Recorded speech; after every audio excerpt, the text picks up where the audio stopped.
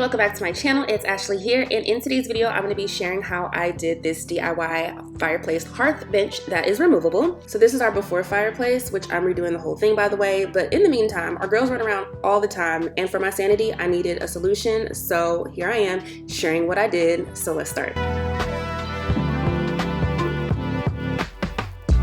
Alright, so the first thing I did was I measured my hearth's length, height, and depth. Since it's going to be removable, I also added about 1.5 inches to the height and the length.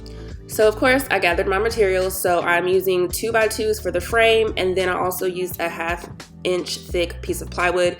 And if you do not have a miter saw or anything like that, you can get Home Depot or wherever you go to cut your wood.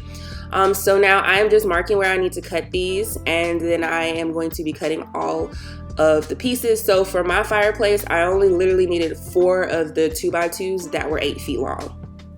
The next thing I did was I just sanded down my edges nice and smooth, and then I'm going to take my jig and I'm going to start to connect everything together with pocket screws. So if you do not have this kit, you can definitely still just use like 2-inch wood screws to put everything together, or you can also use brackets. Next, I just attached some like support pieces to the front. They're just like short pieces that I cut out from the 2x2s, and then I started to add my plywood. So I added it to the sides with my nail gun, and then I am attaching the front the same way using my nail gun, just going all the way around. Okay, so since my fireplace has like this brass cover, I am just making sure that my plywood is going to be centered. Then I'm marking where I need to cut it, and I measured the depth.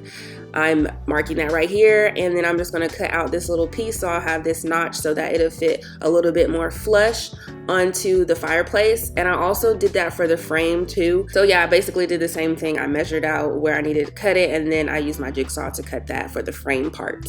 So if you have a fireplace like this is something you can do.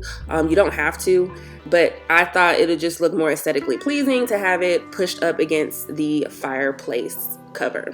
Alright, so the next step was adding the cushion, since this is going to be a bench, and we're going to need some cushion. So I'm just using some spray adhesive, and I'm adding the foam. So the foam that I used for the front part, so this is the side and the front of the bench, is 1 inch thick foam, and I will have that foam down below that I used. I got it on Amazon. So yeah, I'm just basically wrapping the foam around the bench. I ended up having to get 2 pieces, and then honestly when you're doing the front, you do not have to do all these staples. You can tell I don't do upholstery, but you could just use a spray adhesive and you'll be fine.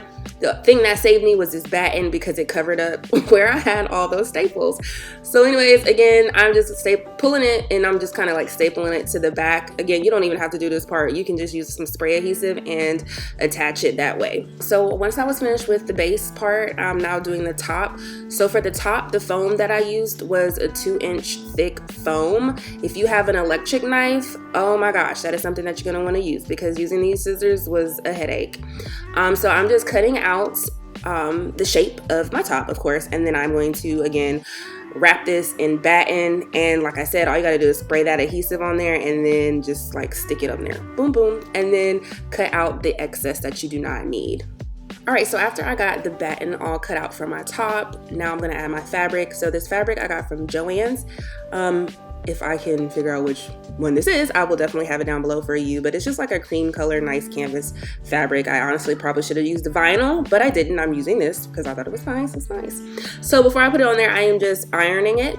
And then the next thing I did, of course, was I attached my fabric with a staple gun to the top of my bench. So doing the top of the bench was a breeze, because I've stapled upholstered like chairs before, so this wasn't as hard. But the challenge for me was the base, because again, I do not do this. So I did what I did, and I think I did a pretty good job. So anyways, so now I'm just starting to like just staple all of the fabric, so around the top and the sides and the back. I cut out the excess from the center because I don't need that, and then I stapled all of that together. The trickiest part for me was trying to get these sides nice and tight, because it was like so much fabric. Oh, but anyways, I did the best I could, and it actually came out looking pretty nice. I don't even really know what I did, y'all, to be completely honest. So then after that, I just steamed it out to make it nice and straight, look nice and good and tight.